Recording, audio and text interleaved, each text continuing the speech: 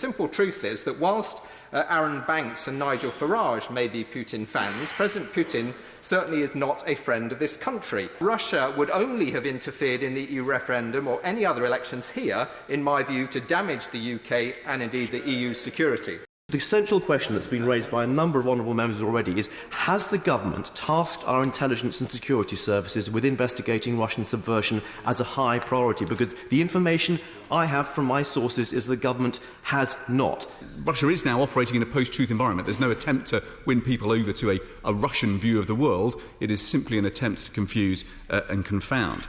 The way it goes to market, though, in the West is through an unholy alliance with extreme leftist groups and extreme right groups too. So if you look at the 45 new parties created in Europe over the last 10 to 20 years, you can now see a clear majority have some sympathy with Russia. So Germany's AfD, Austria's FPO, the Golden Dawn in Greece, Jobbik in Hungary, the Front National in France, the Northern League in Italy, and indeed UKIP. They have all taken pro-Russia positions on matters of huge international interest. If you look at the relationship with UKIP, you can see very close links. Nigel Farage, of course, famously said that President Putin was the leader he most admired back in 2014.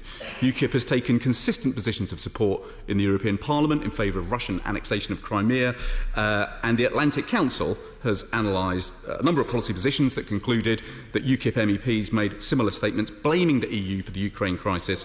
The US intelligence community, looking at all of this in the round, concluded that Russia was intervening systematically abroad in the West. I think it would be naive of us to think that Russia was not trying to intervene here in this country.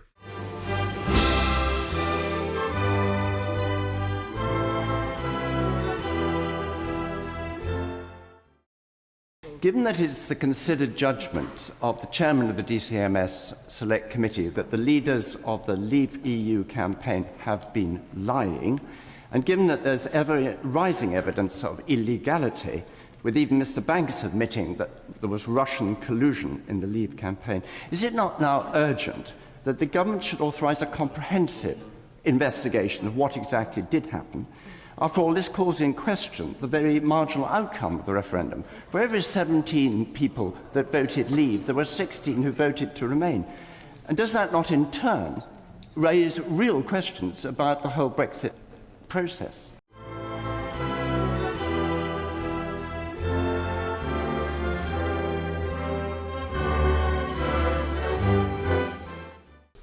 Until recently, the government had badly underestimated the Russian threat and the response it required. Not my words, but the damning indictment of deep systemic failings in the government's approach to security the Russia report sets out. And it isn't so much the government studied what was happening and missed the signs. The truth is they took a conscious decision not to look at all, as in the case of the 2016 referendum. And if there's any doubt about the failure of ministers to look, let me tell you what the report says. The written evidence provided to us appeared to suggest that Her Majesty's government had not seen or sought evidence of successful interference in UK democratic processes. Who provided the written evidence? Check the footnote, the government itself. No wonder the government was so desperate to delay the publication of this report. Sitting on it for months and blocking its publication before a general election was a dereliction of duty. And let me say, Mr. Speaker, we have no issue with the Russian people. It is the Russian state that is involved in a litany of hostile activity. Cyber warfare, interference in democratic processes, illicit finance, and acts of violence on UK soil. And the report finds a failure of security departments to engage with this issue to the extent that the UK now faces a threat from Russia within its own borders. When will the government treat this with the seriousness it deserves, act on the findings of the report, and put the security of our country first? Yeah. I've been warning about Putin's Russia for 19 years now and called for the Magnitsky sanctions for 10 years. So what mystifies me is that government ministers are still giving out golden visas to dodgy Russian oligarchs, that government ministers are still granting exemptions to dodgy Russian oligarchs so that they can hide their ownership of businesses in this country, And I am mystified that government ministers are still taking millions of pounds from dodgy Russian oligarchs. We have to clean up our act, and it has to start with the government. The Conservative Party takes money from the Russians. Number 10 suppressed the report, and the Prime Minister forgot that his first duty is the security of the British people. So will the Minister go away and tell the Prime Minister to investigate the Kremlin's role in undermining our democracy?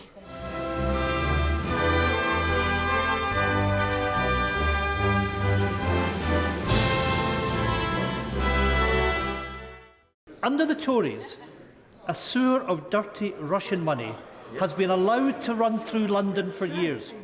I went to the Prime Minister, the then Foreign Secretary, in 2017, and I raised the issue of limited partnerships, 113 of which have been used to move $20.8 billion out of Russian banks.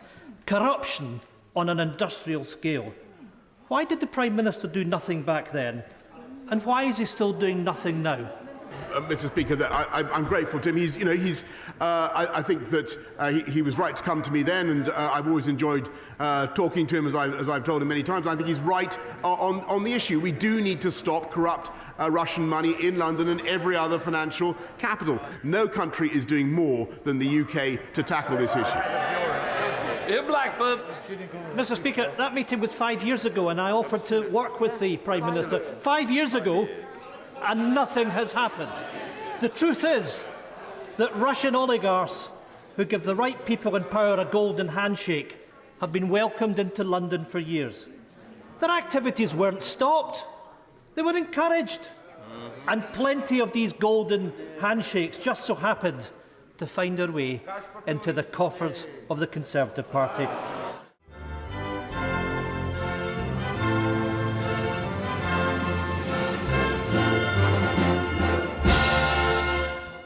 The Daily Telegraph, from 2007 to 2017, received £40,000 a month for Russia Beyond the Headlines, which was paid for by the Russian government, Russian propaganda. I'm delighted that we now have a proper list of sanctions. People like Nikolai Patrushev, Igor Sechin, Sergei Shoigu, Sergei Naryshkin, they should have been on the list right from the very beginning. They are the very closest people to the Russian government, and they are completely entwined in the decision to invade Ukraine. I don't understand why Arron Banks, frankly, isn't on the list either. Even 𝗕𝗏𝗏 now thinks that he is an agent of influence for the Russian state. So on disinformation, I'd suggest we look no further than what's revealed in the Intelligence and Security Committee of Parliament's Russia report, which warned that there was credible open-source evidence of attempted Russian interference in UK elections. It painted a picture of how Russian state influence in the UK is the new normal, with deep links between the Russian elite and UK politics, and that crucially, the intelligence community had, in its words, taken its eye off the ball on Russia. And it gives me no pleasure to observe that the Prime Minister is personally responsible for delaying, suppressing and then failing to investigate the Russia report. MPs, including myself, are now having to resort to the courts for a second time to try to get the Prime Minister to finally investigate. We are now going to the European Court of Human Rights in Strasbourg. This curious lack of interest in evidence of Russian state interference in our electoral processes is frankly extraordinary and stands in stark contrast to investigations undertaken in the US. When the people of Ukraine are dodging bombs and bullets, we should not be dodging the truth.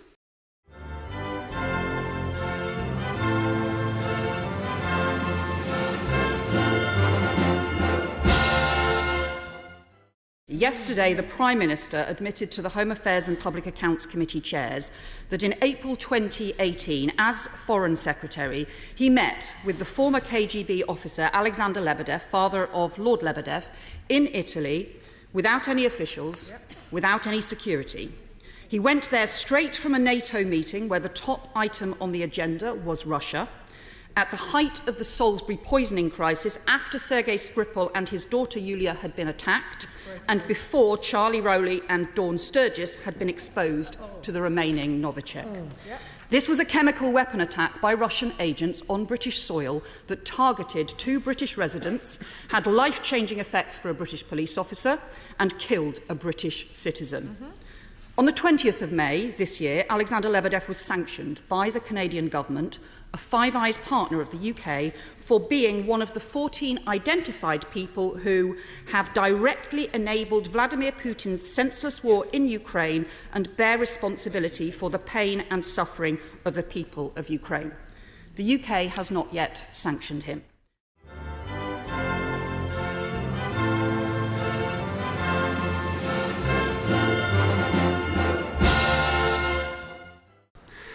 I can confirm today that the Russian Federal Security Services, the FSB, is behind a sustained effort to interfere in our democratic processes. They have targeted members of this House and the other place. They have been targeting civil servants, journalists and NGOs. They have been targeting high-profile individuals and entities with a clear intent, using information they obtain to meddle in British politics.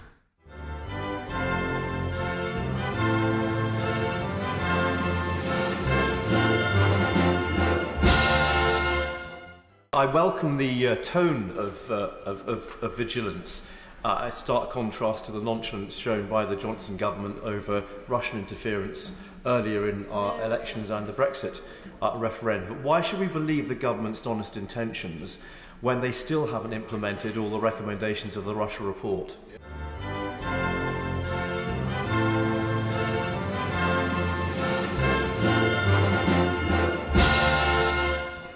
Over a number of years, we have witnessed Russia and its intelligence services engage in yet more open and more brazen attempts to undermine our security, harm our people, and interfere in our democracies.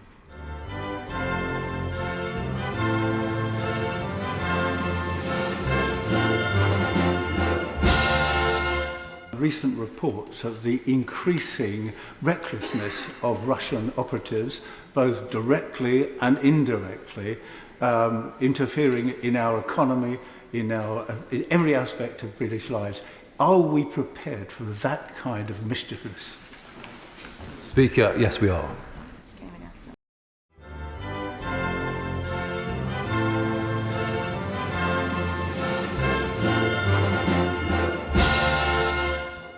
Just the other week, The Guardian reported that there is a network of Telegram channels with Russian links encouraging UK residents to commit violent acts on mosques and offering cryptocurrency in return. It's also online in terms of the activities that are happening.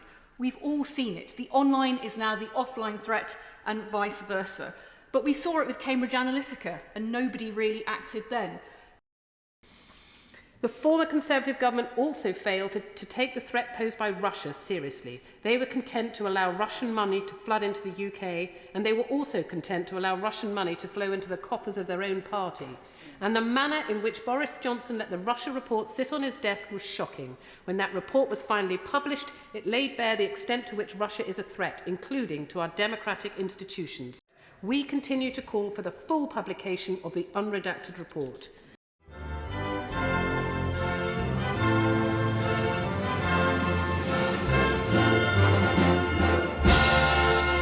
Conservative Friends of Russia, later renamed the Westminster Russia Forum, was founded in 2012 as a lobby group, posing as a think tank with absolutely no research published.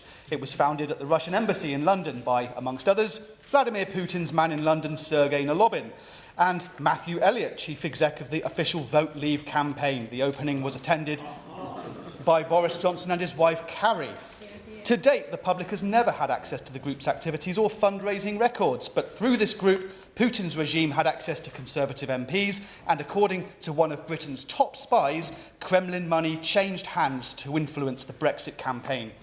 We know that the member for Clacton, who I will shortly be emailing, then leader of UKIP, met with the former Russian ambassador to London, Alexander Yakovenko, which the member for Clacton initially denied. We know that Aaron Banks, who donated millions to the Leave campaign, met with the Russian ambassador at least 3 times. And I consider it a matter of public interest that the full extent of this group's activities and fundraising is published unredacted.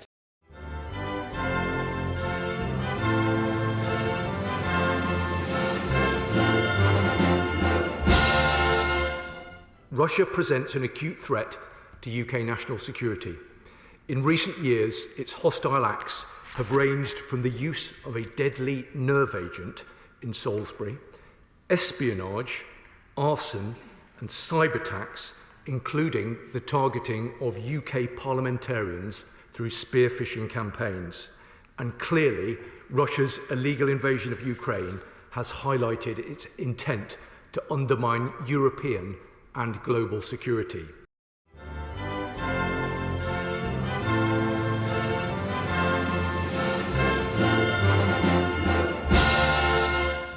Mr. Speaker, the threats we face are now more serious and less predictable than at any time since the end of the Cold War. We face war in Europe, growing Russian aggression, new nuclear risks and daily cyber attacks at home. Our adversaries are working more in alliance with one another, while technology is changing the way war is fought. We are in a new era of threat, which demands a new era for UK defence.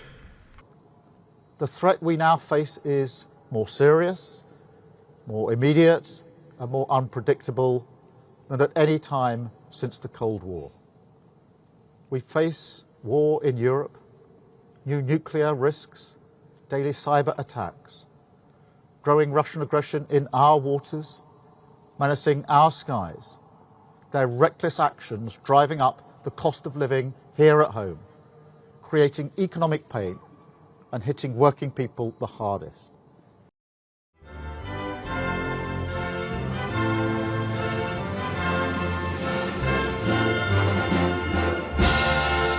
Russia is at war with Britain, and the United States is no longer a reliable ally, says Fiona Hill, defence advisor to the Labour government.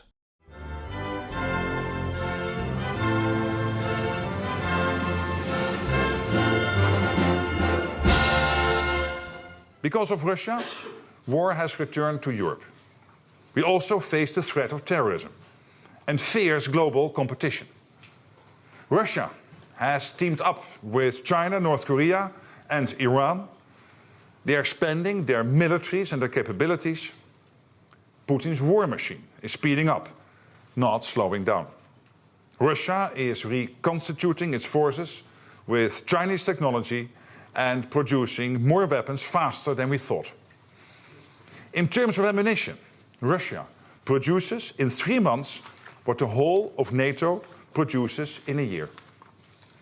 And its defence industrial base is expected to roll out 1,500 tanks, 3,000 armoured vehicles and 200 Iskander missiles this year alone. Russia could be ready to use military force against NATO within 5 years. 5 years. So Russia wants to attack NATO? Are they out of their minds, as dumb as this table? It's complete nonsense, total bullshit. Бред собачий.